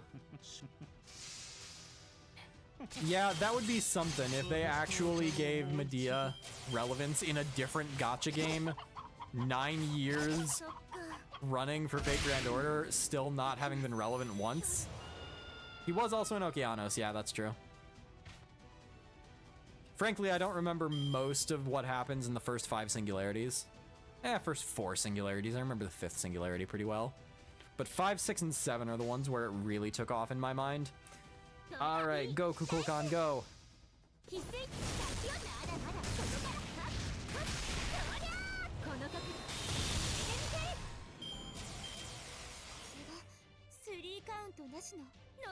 Hark died off screen in Atlantis? Yeah, that is true, along with like 5 other servants, I think.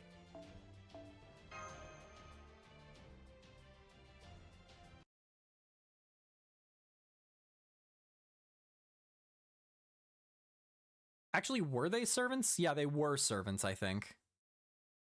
Yeah. Also, remember how Lostbelt 5 was just literally 2 whole separate Lostbelts?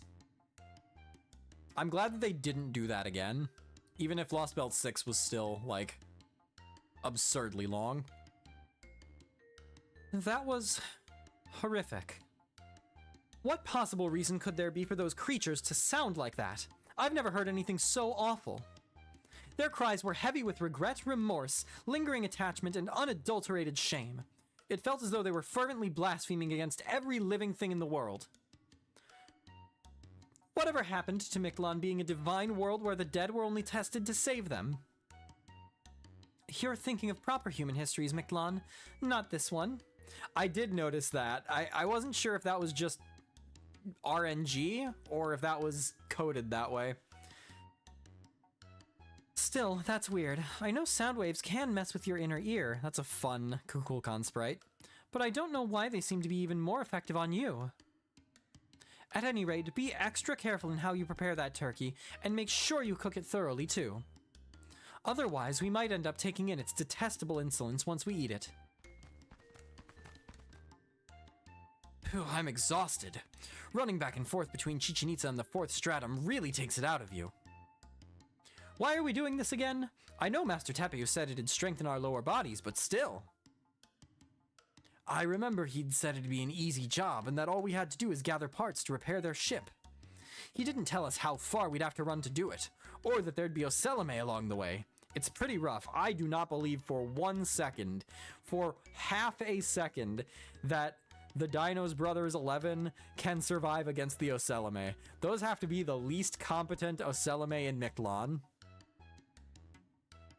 Now, don't be like that, brothers. We're doing this to help our new siblings, remember? Plus, they said we can play Shokta on the ship's deck once the repairs are finished. Imagine our beautiful passes going back and forth in the open sky. Pretty sweet, right? That sounds awesome. Guess we'll just have to keep doing our best. But first, we've got to have Ventox do his part. I call dibs on this seat. Oh, hello. Where are these dudes? Where have they been this whole time? You're gonna tell us about proper human history, right? I thought I was the only brother who was interested in that, but it turns out everyone is. Oh yes, Tepeyu told us about this. Alright. Since Nitocris is here too, why don't we tell you all about ancient Egypt? Is that okay with you, Pharaoh Nitocris? Of course. My reign didn't last long, but that doesn't make me less of a pharaoh. I will gladly tell you of life in our glorious kingdom, ancient Egypt's 6th dynasty. Thank God we are fading to black.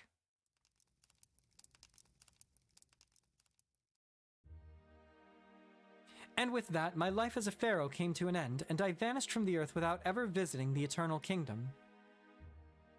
This was all back in the 22nd century BC. Afterward, the Egyptian dynasties would continue to flourish until the 1st century AD. Pharaoh Cleopatra did her best till the very end, but ultimately the Roman Republic changed the course of Egypt's history forever. Damn, Queenie, talk about living the hard life. Those evil priests and advisor guys were like Vukub, right? And you'd been surrounded by tons of them since you were born. And they manipulated your brother, the king, right up to the moment they had him assassinated? So you had to act like they were manipulating you too, all the while secretly looking for an opportunity to strike back at them. And then, after years of gritting your teeth and biding your time, you finally managed to gather all the evil conspirators in one place and wipe them out. I love it when Fate does that thing, where it says, I'm going to tell you a story, and then it fades to black during the actual process of telling that story, so that the audience doesn't have to take the time of hearing the story. And then, once we come back, we subject the audience to a review of the story that we just skipped. Thank you, Fate Grand Order writers. Damn, could you do that, brother? It's like if you had to live your life with your entire Shokta team as your enemies. Oh man, no way, I wouldn't even last a day. And you didn't just survive, you actually won, Lady Nito. You're even more badass than Lady Kukulcan. So this is what gods are capable of. That's way better than our god, all she does is go around taking walks. Is this your way of telling me the Deinonychus species has outlived its usefulness? Because I can wipe you all out just like that. Thank you, but I am really nothing special. Any pharaoh would have done the same. Besides, if I was truly as good as you say, then instead of executing those conspirators, I would have managed to save my brothers from the assassins sent after them. Nitocris. That said, there is no denying that my victory was truly spectacular. I like to think my brothers were watching from the Eternal Kingdom with pride. Anyway, thank you all for listening so attentively. You were a wonderfully well-behaved audience. That's just 'cause you're such a good talker. I felt like I was there watching it all happen. So stories of your history are all like this. Man, it was so sharp I felt like it was gonna cut my brain. I don't think any of us would last a day in your world. Losing your whole family 'cause of bad guys' evil plotting, deceiving, hating, and killing members of your own species. We couldn't possibly deal with anything so cruel. But hearing it as a story, we can totally manage. I guess that's the good thing about stories. You may be right. But does this mean you've never had any kind of war in your own history? Okay, but after all that, there's still one thing I don't get. What was with all that stuff about years and eras? Do you guys just always keep track of time in proper human history? Well, you mean the dinos don't? Wait, hold on. Are you saying Mictlan doesn't have historical eras? You don't keep track of the passage of time in your culture. That's right. To be honest, I found it strange ever since I started traveling with you. It seems like humans and dinos perceive time very differently. We don't have any concept of what you have been calling years. What you call the past, we simply refer to broadly as before. For us, 100 years ago is just a little before. 1,000 years ago is long before. So our society never gets more complex, like it did in the dynasty Nidocris so kindly told us about. Counting the years, really recording our history at all, is not something the dinos have ever done. There's never been a need. Our way of life has been the same ever since it began long before. To convert it to your measurements. Nothing about us has changed for the last 66 million years. And thus the pruning theoretical phenomenon. 66 million years ago would be the point at which the dominant species stopped progressing. Until today, when Tepeyu discovered the Never Spilly Cup. Tepeyu just learned what years are and immediately diagnoses how long his species has existed. Tepeyu's a genius, man.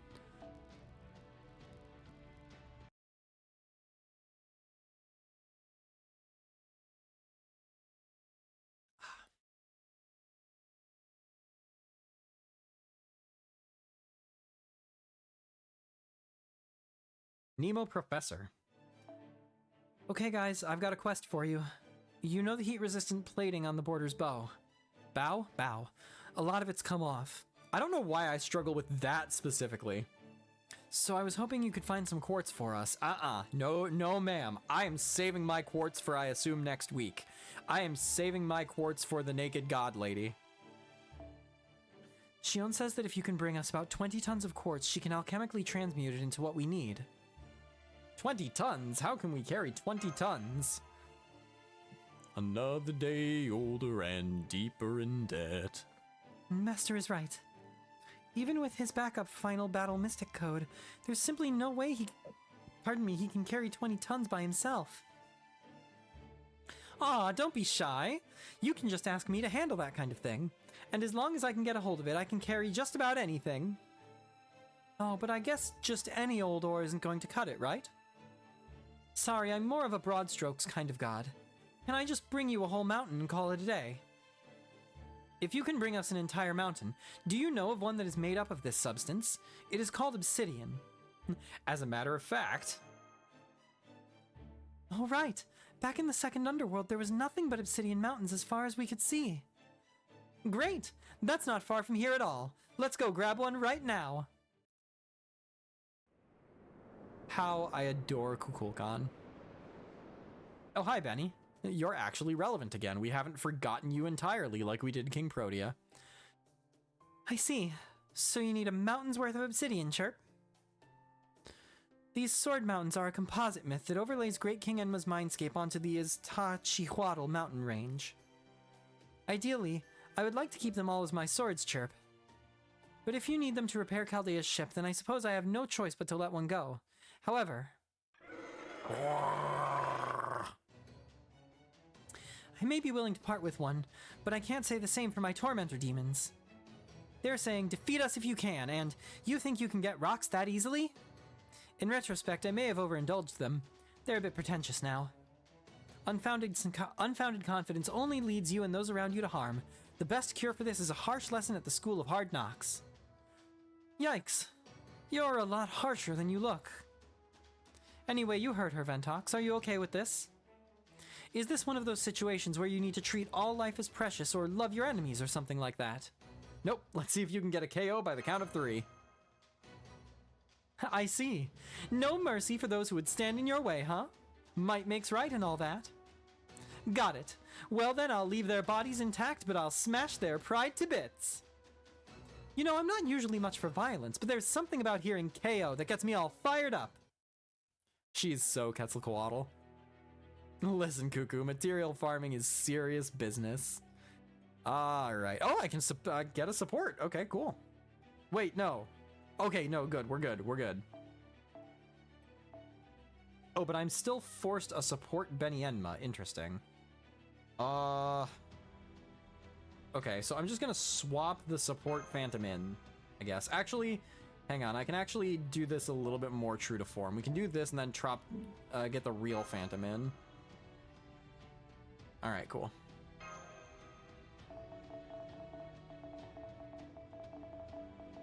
Not one for violence, liar. Yeah, with a kit like that, especially. Oh boy, Spriggans. Oh, Spriggans with defense up, interesting. 3 hits of defense up.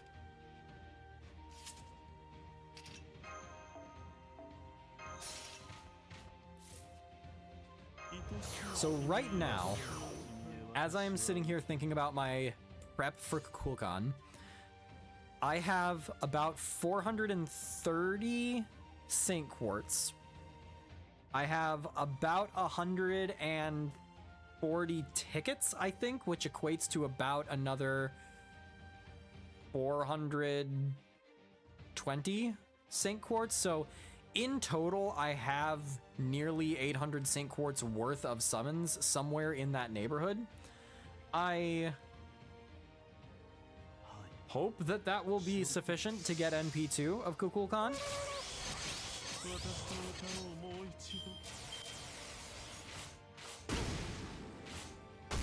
Her NP up effect is more damage. She doesn't have anything else on an NP level, I think. Well, it is damage that increases with an overcharge effect on a special damage type. If not, you'll finally have an excuse to finish all those crucial strengthenings, yeah. But if I'm doing strengthenings, then I can't spend my time grinding friend points in Fuyuki. So, I don't know. We'll have to see. We'll have to decide what's more important here. I will expend the crit stars. Come on! 1% away? Come on, why are you giving me 888 servants? This is so disrespectful. And I'm gonna get a Kukulcan Brave Chain next turn. Rude. Have 950 Saint Quartz with the ability to get about 40 more from interludes or strengthenings if necessary. Not going for more NP levels though because they're not guaranteed. And I need Tia Mom. Yeah, this is gonna be a rough year. This is definitely going to be a rough year.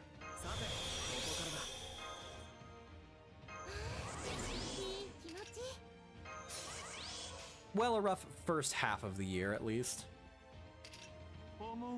The second half of the year might be a little more forgiving.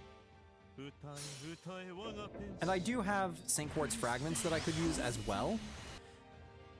I've got interludes, I've got strengthenings. I've still got free quests, actually. I haven't even finished the free quests in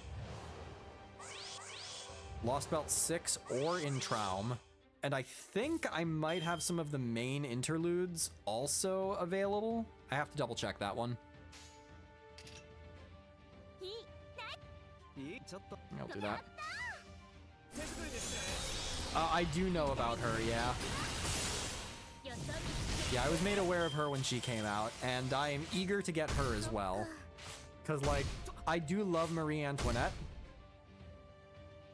But then if we take her design and just make it my type of character, you know? Okay, now we're talking. I don't need MP strength, so we'll keep our crit stars. You know, I do like, however, that this gimmick for her gives you choices to make. I like that there's a trade-off. That's good game design, where you have to decide what's more valuable, the crit stars or the effects that go with it. And in most cases, probably the effects. But there are times where I'm like, yeah, I'm not going to make use of that, so I may as well just leave the crit stars and get a higher crit chance. If only Semiramis could do that, true. There's a lot of if-onlys with Semiramis. There are a lot of if-onlys.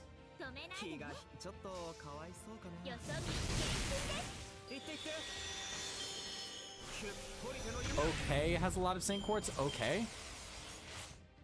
Well, what's okay? Oh, the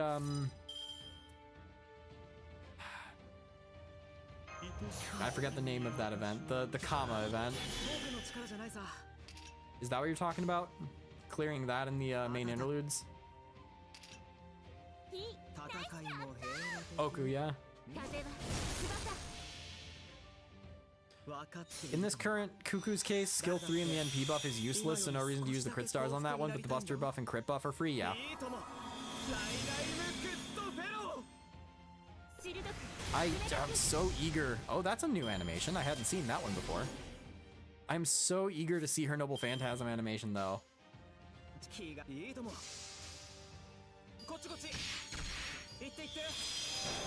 And second and third ascension. If her third ascension is like wildly different and like monstrous and scary, then that will be it for me. That will be everything that I need.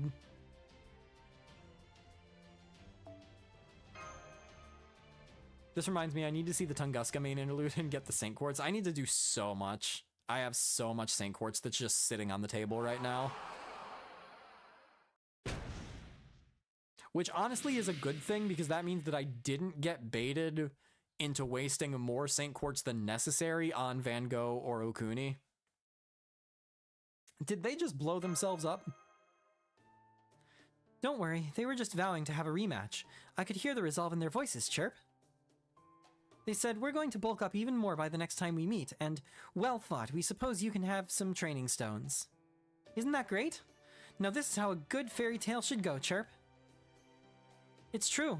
Even though they were a bunch of stone statues, they had some real backbone to them. Pounding on them was so satisfying, I'm almost sad I defeated them. Anyway, I'll just be taking one of these mountains to go, yes? This should cover 20 tons, right?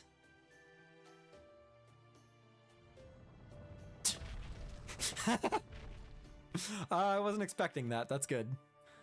I didn't think she meant it literally, but I guess that's God's for you. Okay, it looks like she should have no problem collecting and transporting the ore by herself. By the way, is it just you here today? I know Mash is keeping an eye on your ship, but what about that other woman, Chirp? You mean you, Olga Marie? She was every bit as determined as Mash to make sure you came to no harm. So I thought as long as she and Mash were by your side, I could let you go off into Miklon and rest easy, knowing you'd be completely safe, Chirp. Well, I still doubt you'll be in any danger with that jade-haired behemoth following you around now. Did you and Olga Marie have a fight or something? We just haven't had a chance to talk. She's a newlywed. She's off on her honeymoon with her groom. I didn't feel like it was right of me to intrude on this very special time in her life. I see. Well, I'm glad to hear you two are still good friends, Chirp. That said, the heart can be fickle. Even the smallest thing can grow into an impassable rift. So if you need to ask something, then ask it. If you need to apologize, then do it. Once you've grown distant, nothing you say will ever bridge that gap. Every encounter in this life is precious. When you get an opportunity to talk, you can't be afraid to take it, Chirp.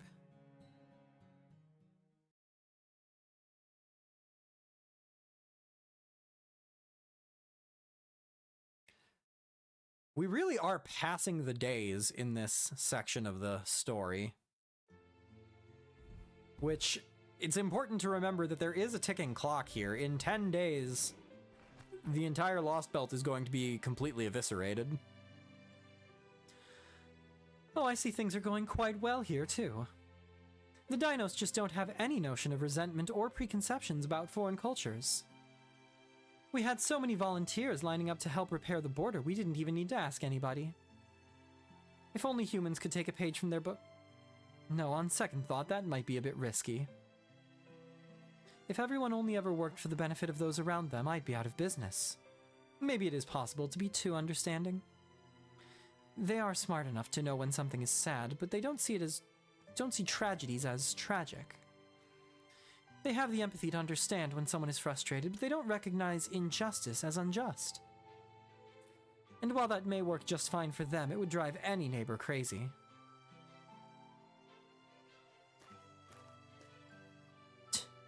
There's even more today than yesterday. I know I said I'd permit discussions of proper human history, but I didn't think it was going to get this big. Your Majesty is not something that I am going to give him the respect of. The king of the dinosaurs? Hell no, I just wanted to kick a Shoktub all around. But you people are taking up the whole grounds. This is the only thing I get to do for fun, and now it's ruined.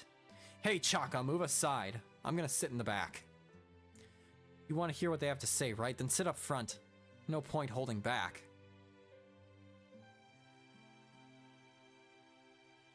Hi, Chaka.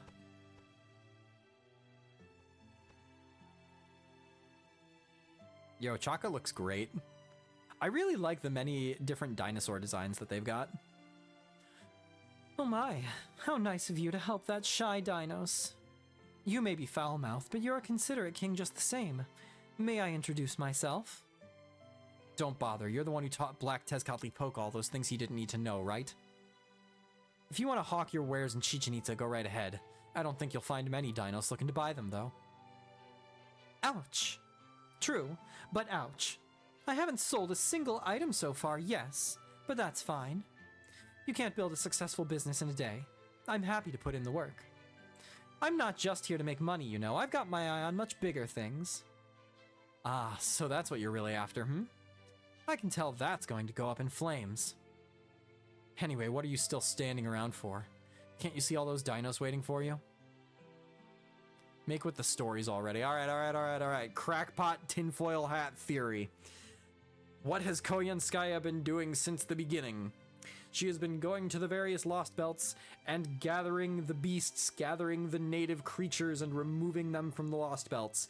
Yes, that was for a specific purpose. Yes, that purpose is no longer relevant. However, what if she happens to be up to her same old tricks and she is planning on smuggling a Dinos out of Lost Belt 7? And what if Chaldea happens to be in need of a new administrative advisor who happens to be highly intelligent, very deductive, very cold and logical? And what if those two things came together and Tepeyu gets smuggled out onto the storm border and gets to stay with us for the rest of forever?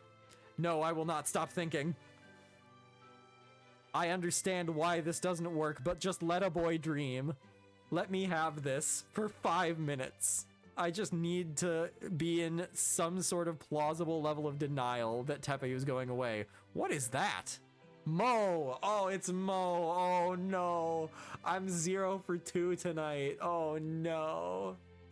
Oh no, I'm a train wreck. Quick, someone do it again. I need to redeem myself. I can't come out of this stream with 0 correct answers here. We have done it with Habitrot, that's true. Ha! Or wah, depending on the context. Okay, we're good. I made it. We can keep going. Tell them about... Oh, A? I think that's A. Yeah. Tell them about the different worlds you've seen, the kind of what-if tales that never came about in Mictlan. Ah? I believe that is ah. Yes. Well, first off... First there were furries, and then there were giants, and then there were humans. Oh, no, that's Ah again. I looked at it and I was like, hang on, is that the same? Literally could not identify the same one back to back. Pathetic.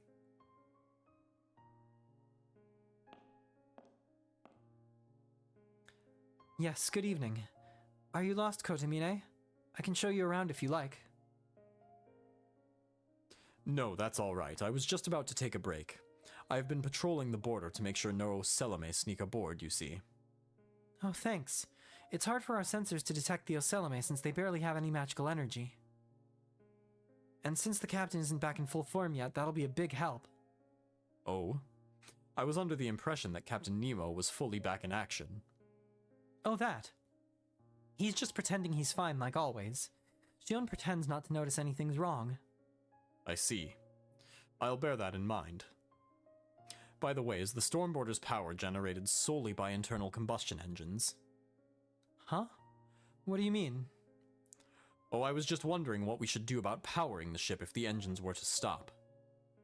I heard you had to barricade yourselves within in the dark without any electricity when you crashed. That must have been terrible. So I thought if the ship had some means of drawing power from the outside, you'd be able to restore it that much quicker. I see. Good thinking as usual, Father. But don't worry, we already have a means in place for collecting energy from external sources. If we had some way to summon 100 servants with the ability to provide power, we could run the ship without the engines at all. Of course, now that the Wandering Sea base is gone, I doubt we'll ever use it again. Oh, I hadn't considered that. Thanks for the inspiration. So you do have a way to power the ship even if all of its engines were to be destroyed. I'm glad to hear that. Yep, though I would also bawl my eyes out if that ever happened. Don't give him information. Oh, good, good, good. Wait a sec. You've been spending a lot of time around the border for the last couple of days. Shouldn't you be with the foreign god? You may wish to use your words more carefully, Kaduk. Throwing the word god around too casually could make this miraculous balancing act come crashing down. Ah, my apologies, miraculous really doesn't do this situation justice. The present situation is all thanks to Ventox and Mash's hard work and healthy, accepting mindset. You, on the other hand, don't seem to be nearly as open-minded as them. Once you have formed an opinion of someone, you don't easily change it. Yeah, that's right. Unlike them, I'm a mage. I can't change my principles on a dime. I'm just old-fashioned like that. I'm also very sleepy. I don't see that as a bad thing just now, though. See, Chaldea needs someone around who isn't just gonna go all in and trusting you two, however much you help. As well you shouldn't. We are aiding Ventox, not Chaldea, and temporarily at that. Once the young miss accepts her true position, we will take our leave right away. So it's all up to you, Olga Marie, huh? You're not planning to put a thumb on the scale? Of course not. I have no desire to fight, I only wish to witness the birth of the one yet to arrive. That said, Rasputin's influence has left me with at least some of the emotions any human being ought to have. If I see a poor soul doomed to a life of unhappiness, unless something is done, I am compelled to reach out and help. I am concerned about the young miss as well, though for very different reasons. This is not a good situation for her. She will have to make a decision herself, or she will only continue to suffer more. And since you agree that this would be for the best, I expect I can trust you not to interfere. No, I won't. Even if Mash, Ventox, and Olga Marie hate me for it. It's better if they part ways before they truly understand each other.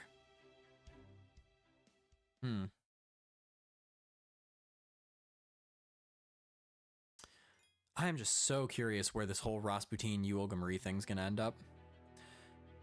Alrighty, well that's gonna be it for tonight.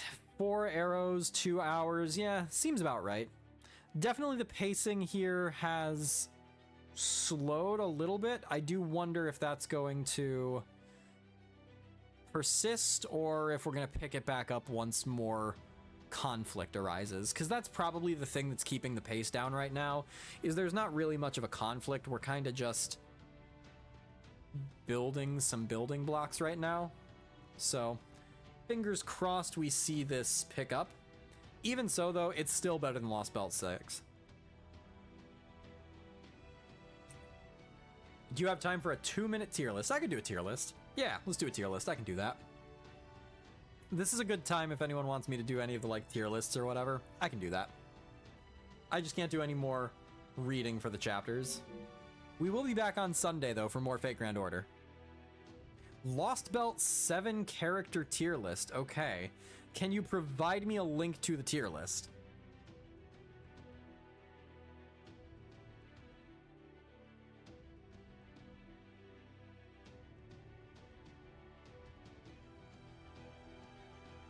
Because I would be happy to do that. However, I worry about spoilers. I don't have one LMAO we can postpone. Yeah, let's postpone.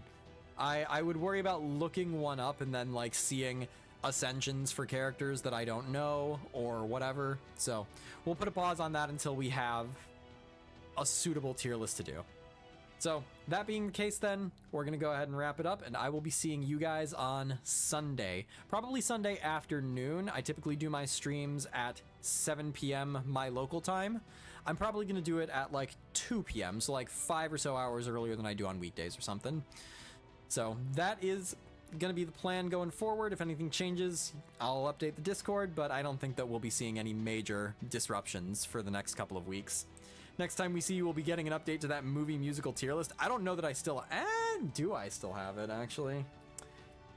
Movie... maybe I still do. Holy moly, I do actually still have it. Ain't that crazy? Yep, okay, cool. Well then, yes, we can do that. Alrighty, I'll catch you guys next time. Thank you all for being here. Be kind to one another, be kind to yourselves, be safe, and as always, my friends, peace out. Have a great night.